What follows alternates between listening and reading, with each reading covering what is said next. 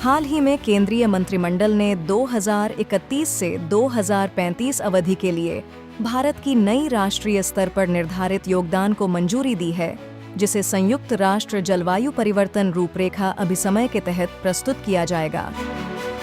यह कदम पेरिस समझौते के प्रति भारत की प्रतिबद्धता को और मजबूत करता है तथा देश को सतत विकास और जलवायु न्याय के मार्ग पर आगे बढ़ाता है।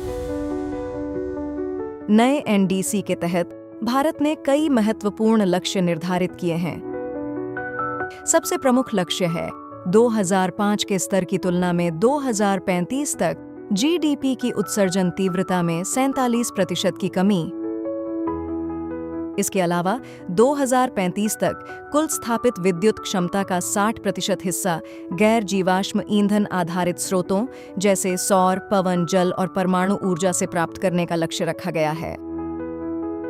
साथ ही वन और वृक्ष आवरण को बढ़ाकर 3.5 से 4.0 अरब टन CO2 के बराबर अतिरिक्त कार्बन सिंक बनाने का लक्ष्य भी तय किया गया है।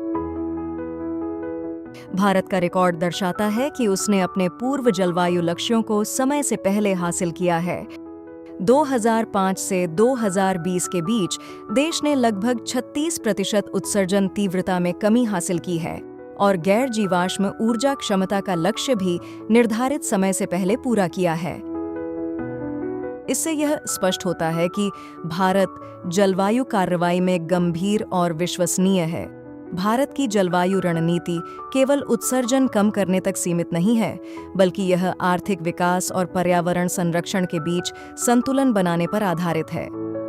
इसके तहत स्वच्छ ऊर्जा, बैटरी स्टोरेज, ग्रीन हाइड्रोजन और हरित बुनियादी ढांचे को बढ़ावा दिया जा रहा है।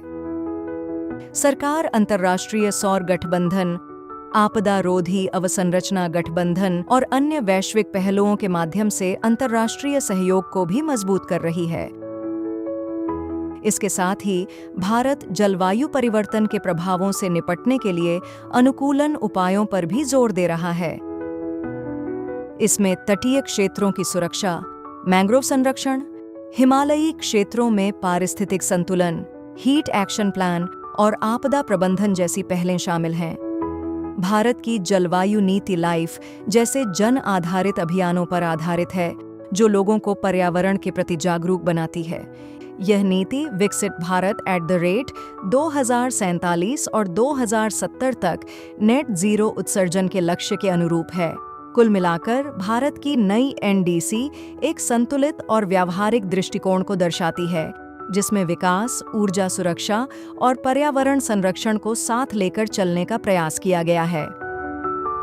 यह न केवल भारत को जलवायु नेतृत्व की दिशा में आगे बढ़ाती है, बल्कि वैश्विक स्तर पर भी एक जिम्मेदार और सक्रिय भूमिका निभाने का संकेत देती है। अगर आपको यह जानकारी पसंद आई हो, तो कृपया इसे लाइक करें, शेयर करें और चैनल को सब्सक्राइब जरूर करें। और जाते जाते इस प्रश्न का उत्तर कमेंट में बताइए। प्रश्न: भारत का नेट जीरो लक्ष्य वर्ष कौन सा है? ए 2050, बी 2060, सी 2070, डी 2080,